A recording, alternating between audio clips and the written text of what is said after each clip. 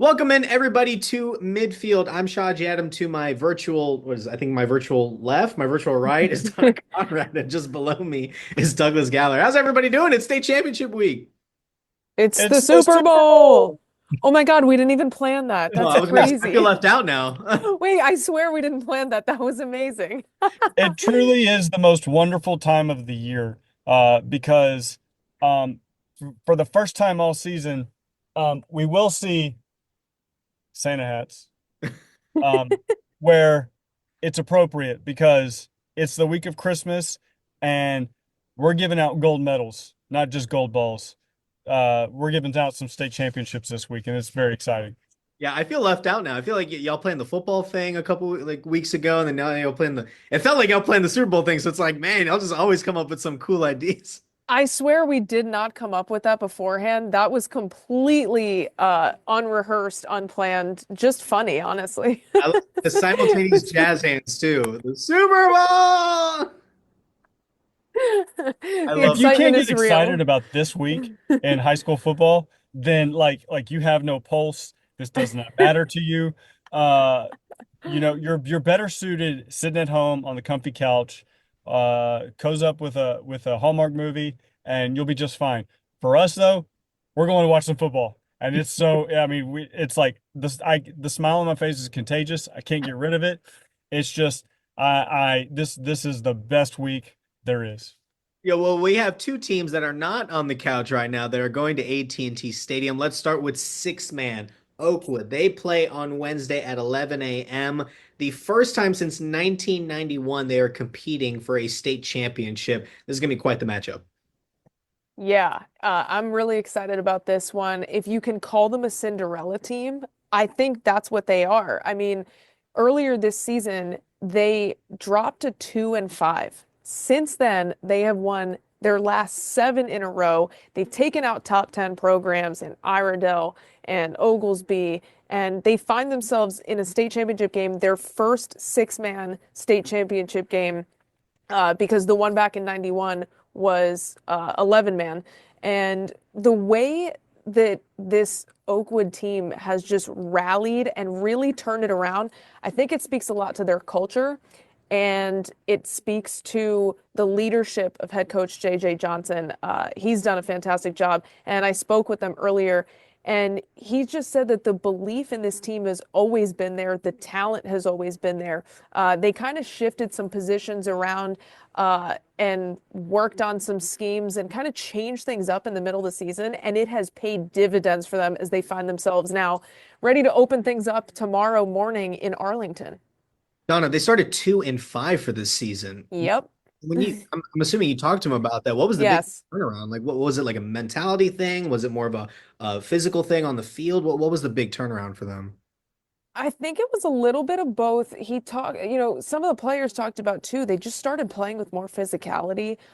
They were kind of able to lock in. And then again, some of that changing positions, having some players move around too. They have an all-state running back from last year who's been killing it at wide receiver this year for them. I mean, it was just something about switching things up, and I think that also just speaks to the fact that they're very unselfish, and talk about a group of kids who it's not about how many touches they get or who's got the ball the most. It's really been about, hey, how can we benefit and get this Oakwood team into the playoffs and turn our season around? And that was kind of the way that the kids felt the whole year. And I think a big part of that is just the culture that JJ Johnson has set.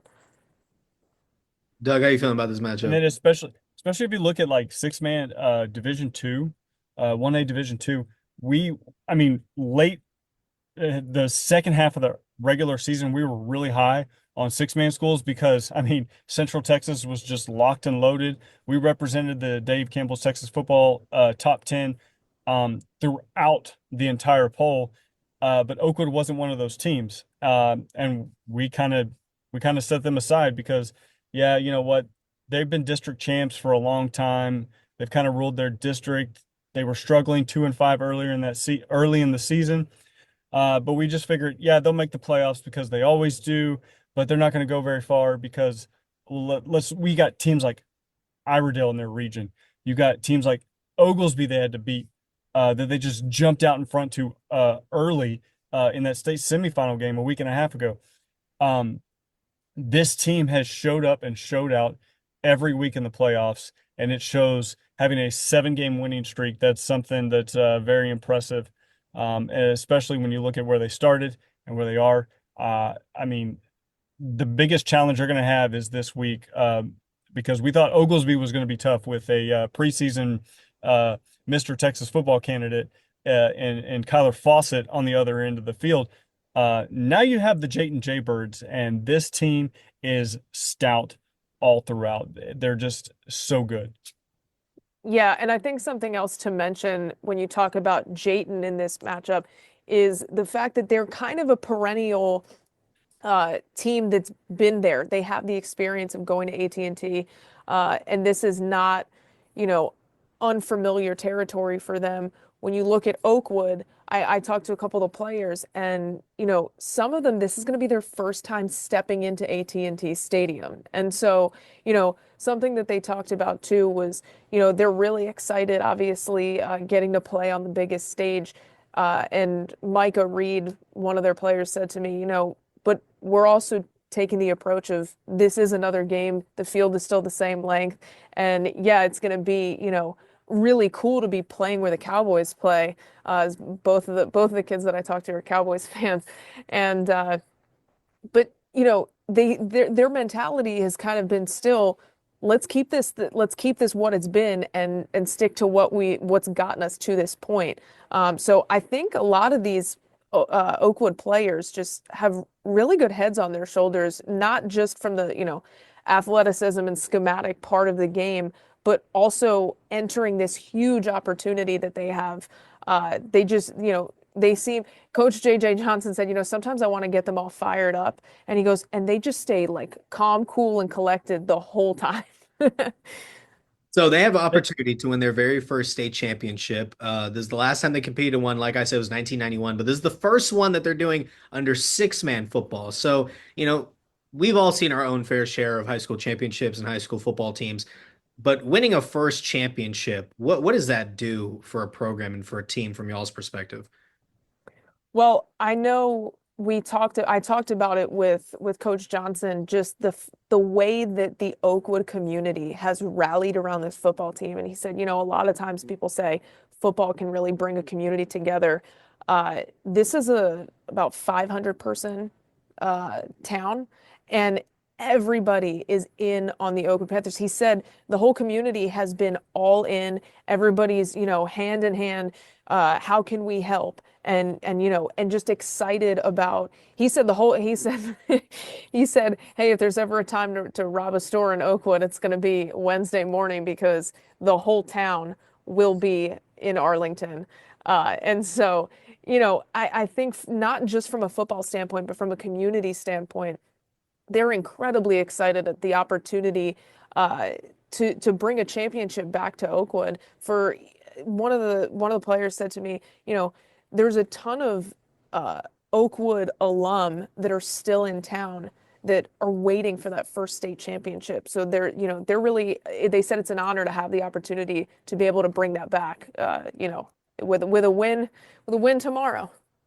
And Donnie, you talk about how, I mean, the community there in the very far northeastern corner of Leon County is just coming together.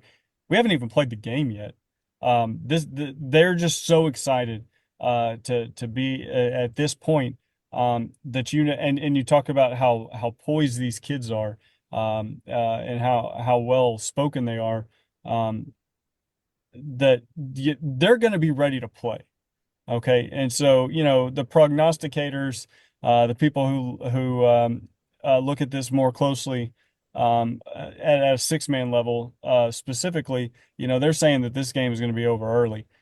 Don't count Oakwood out. That they're going to hang with Jayton, because of that fight and that tenacity and that pride. That they know why they're there. They've proven it all along the way, and this is their time to say, "Hey, we deserve this." Just because we have 5 losses on our record doesn't mean anything. We're here for win number 10. Yeah, Hey, that's any given Sunday, but in this case, it'll be any Wednesday at 11. That's right. Yeah, it's funny too because when you look at this team, I mean, one of the things that they all said is that, we want to show people why we deserve to be here. And so I think they're going to give Jayden a run for their money. And I also think too, don't count them out because of the amount of offensive weapons that they have. Greg Tepper called them a three-headed monster there on offense, and Coach Johnson said we have more like a five-headed monster with the amount of options that we have with, getting the ball down the field. They've got a bunch of playmakers at wide receiver. They got a couple really stout running backs, and so I think you're going to see them kind of try and push the pace and run that clock out, and we'll see what happens. But I like where they're at. I really like where Oakwood is at right now. Well, we'll see if they can make history Wednesday at 11. We're going to have full coverage of that game on Wednesday. Donna will be out there, and so we'll be sure to give you updates, score updates, and we'll see if Oakwood can make history. Well, we have another team on Friday, the La Vega Pirates taking on the Carthage Bulldogs. That name dropping Carthage in high school football is really something. But La Vega's had quite the season so far. And this is a team that like everybody expected to have a really good season, but man, every single game they just surprised us with how efficient their offense has been. And now let's see if they can try and get it done this Friday against Carthage. Well, you look at Carthage and Scott Surratt, he's been there. This is his 18th season at Carthage, 9 state championships. That's more state championships than years that he hasn't won a state championship as a head coach at Carthage. He is 9-0 in state championship games, including one against La Vega back in 2019, which was Don Hyde's second year as a head coach. Don't think that Coach Hyde hasn't forgot about that. All these kids at La Vega were not in high school back then in 2019, but they were around. They got cousins, brothers who were on that team. They know what that was like back in 19. They also know what it was like back in 18 when they won the whole thing against Liberty Hill. These kids are ready to play. They are led by an explosive running back in Bryson Rowland, who, I mean, we watch him throughout the entire season through the playoffs, and it's just like, wow, what more can this kid possibly do? I know Shashi's smiling because like he's seen it firsthand, just like we all have. That this kid just like you sit there and you go, how does this kid not have a college offer, a scholarship offer yet? How is this kid not ready for the next level? He is. He's ready to play. He wants to play running back to the next level. He's going to, and he's going to be great on Friday and next year as well. Yeah, you were kind of talking about how family members from the previous loss. So when La Vega just won, to head to the state championship, we were talking to Bryson, and Bryson says, "Yeah, I was in like seventh, eighth grade, and my cousin was on the team. So I never thought as a senior I'd be able to compete for a state championship." And as for Coach Don Hyde, when we interviewed him post game, he literally just said, "We know what we're getting into. We know." And he literally said, "We want the big trophy. We don't want that little trophy. We want the big trophy." So they know they're motivated. They want to go. This is very much a cohesive unit. They all think as one. The offense is unbelievable. And when the game was over, Don Hyde simply told his team, "Why not us?" He literally said, "Carthage is 9-0. So why not us? Why not us be the first team to do it?" And it's not just Bryson too. Quarterback and Courtney Parr, as a sophomore, is unbelievable. He's playing like a senior out there. He's very poised, plays like a veteran. The entire team is just rolling. That offense is unbelievable. Yeah, Shaji, it's funny. I feel like every week during Red Zone, it was always La Vega won again, La Vega won again. And even with, I feel like there was a moment when they had that first game against Salina where I believe they lost by a score. And I still thought to myself, they continue to prove that they are a force to be reckoned with this year. And I know you've got the big name on the other side in Carthage, but and you could definitely speak to this more, but just the way that this team has continued to grind throughout the season. They dropped one to West Orange Stark, and then in the playoffs, they said, not again. And they've just, time and time again, especially throughout the postseason, it feels like they've really just rode this wave and continued to get better. And like you said, their offense has been nothing but explosive. Especially you saw it firsthand in the rain last week. Yeah, it was hard to see in the rain, but I saw plenty of it. But when I talked to Coach Hyde a couple weeks, I think the week of their game against Wimberley to head to the state championship, he said that the run game at first was not what it was now because they were struggling against Gatesville. They didn't run the ball very well. So he told me that I went up to him and I challenged them. I said, guys, we got to be able to do this. And he said since then he's like the next game we ran like 400 yards one game, then we ran 400 yards the other game, and I believe Bryson's been averaging 140 yards a game. Like he's unbelievable. Like you see him out there every time he gets the ball. Honestly, the way when I shoot the game, I'm half like my camera's already heading to midfield. I know most likely he's just gonna break through the line and just start burst. Like and that's what's so good and what makes also Courtney so good as a quarterback is that when the run game starts to get going, people forget how efficient Courtney is as a passer. In the pouring rain, I saw him throwing some of the best dimes I've seen in the postseason, against Wimberley. And, La Vega, that score was not, I know the score wise, it was 62-35. Honestly, that still feels too close as opposed to the game I saw. Like, I know that's pure domination, but the way La Vega just quickly jumped out to like a 21-7 lead, it was something I figured it was going to be a low scoring game with how much it was raining. It did not hinder that offense whatsoever. And that's because Bryson Rowland is so good at what he does. You look at that game last week. I know you were there live. I was watching it on my computer, You were and I was sitting dry. there, and Dry. I was nervous. Wimberley gets the ball first, and they just methodically just and real quickly drive down and get that touchdown to take the early 7-0 lead. But after that, it was game over. La Vega just as quickly scored and just as quickly got the ball back and scored again. And then before you know it, it's 21-0 and the first quarter's not even over with. And you talk about Bryson and the way his ability to run the ball 2,000 plus yards on the season, averaging nearly 140 yards a game. Kid has 30 touchdowns, rushing touchdowns on the season. And he is what stirs the pot and makes this offensive go. But he is not the only weapon they have. They have, great leader and quarterback who can run the ball. Courtney Parr's got 7 rushing touchdowns alone with his 18 passing touchdowns and 2,000 yards in the air. But you got a great wide receiver who's garnering the attention of big-time programs like Oregon and Ole Miss and Baylor.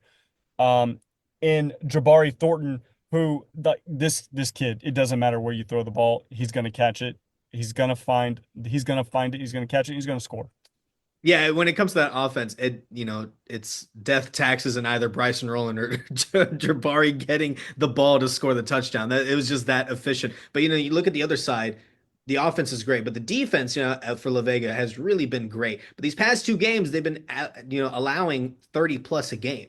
And against Carthage, it's going to be difficult to win a football game when you're allowing Carthage to score way more than 30. Because if you look at Carthage's last few games, in these last 2 playoff games, 45-17, 53-14. So this is a team that also knows how to score the ball. They also are very good at defending the ball. So you're seeing very 2 similar teams that are high scoring and their defense hasn't allowed a lot of points. So something has to give. So it feels like when a game like this happens, at the end of the day, it's very cliche, but defense wins championships. I think both offenses are going to have good days. It's just a matter of which defense can maybe get that stop that is needed to let the other team take advantage.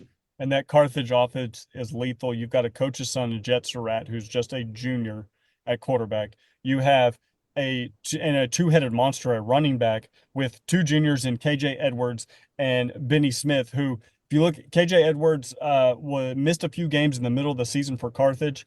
Their offense didn't skip a beat. Benny Smith stepped in. This kid reminds me of like an Adrian Peterson type running back when you watch him run. Like he's just built that way. He bounces off of people, and he is not afraid to attack you. He'll run in the middle, he'll create contact, and he will break away. And that's what the defense is going to have to do. They're going to have to be able to stop this explosive offensive attack who's averaging almost 50 points a game. It's definitely going to come down to the trenches because, one thing whenever I talk to head coach Don Hyde or Bryson, they always give credit to the offensive line. Like they're the reason, coach was like, I can talk as good as I want about Bryson, but that offensive line is also helping him a lot. And, it's going to be a battle of the trenches. If they can get the running game going, if the offensive line can get that extra push that's needed to get Bryson, into that end zone, I think it will make or break this game because they faced three times and what? La Vega's 1-2 against Carthage. They won that first matchup, but Carthage has come out as the victor in the past two. So I think La Vega wants to finally come out on top, avenge that title game loss, and finally get that championship back. They won Yeah. the first two games were with head coach Willie Williams, who's now the AD at La Vega. They won the first one in 2015 and lost the second one in 2017. But Coach Hyde definitely remembers that 2019 game because yeah, the difference in that one, that was for a state championship. The other two were for a state semifinal. So that one definitely is a reminder. Hey, we've been here before. We know what it's like, and we know that this is not an easy task, but we're up for it. So again, they're going to play Friday at 11 a.m. We'll also have full coverage of that. Also, if you see any of us out there, give us a hello. We really appreciate it. Real quick, guys, when it comes to state championship week, I know we can bring the jazz hands back. Well, what is it about state championship week, besides the game itself that brings you such excitement? Oh, I love going to AT&T. Remember, each day you go there, you get three games. You pay one price of admission, you get to walk in at 11 a.m. and you get three great games. Like you can just stay there and just like hunker down, get you a big bowl of nachos and a Dr. Pepper and just enjoy some great football. For us, it's awesome being around these great athletes from all over the state. It's awesome to be able to see kids, especially kids in our own communities, accomplish great things. We've covered both wins and losses in the state championship game, and those wins are the most exciting thing ever, and the losses are heartbreaking as well. But um, I still would take a loss over not being an AT&T any day. Yeah, I'm with you, Doug. I mean, I definitely think that watching these 16 weeks of just grinding out a long season. I mean, these kids are playing a full NFL regular season. And so to watch everything kind of come down to this final game and being so close and doing it on the biggest stage at AT&T is really cool. I mean, you can watch when some of those kids go out there for the first time, the look on their face when they're looking around and taking it all in is really special. And again, like we have the opportunity to cover these kids week in and week out, and so to watch them get to do it on the biggest stage in the best state to play high school football in, I think that's really special. Yeah, I really like that. I'm going to be dry. It's going to be a closed roof. No rain, nothing like that. I don't have to worry. I don't have to put my glasses away. We're just gonna be fine. It's gonna be fine. Well, that's gonna do it for. I believe this was the final episode of Midfield for this season, guys. It's been quite an adventure that we've had. Well, who do you pick? Oh yeah, I forgot predictions. Yeah, well, you know what? I'm gonna be the biased guy this time. I'm gonna go La Vega and Oakwood. I want to see both of our teams get some gold medals. Yeah, how could we not take these Yeah. two Doug, after are you gonna everything be the we one just that's like talked about? Carthage? I will not pick Carthage. I am gonna go against the grain here, and I'm gonna go with Jayton. I think they're Ah. just gonna be too much for the Panthers. It's gonna be closer than most think. So it's not gonna be this like 45-point game at halftime. I don't think it's going to be. I think it's going to be closer, a lot closer than that. I think Oakwood's going to hang in there, but I think they're going to fall. They're gonna make that community very proud either way. And then you know what? Um, my dad's a La Vega Pirate, so Modoc. How do I kick you out of the Zoom call for that comment about Oakwood?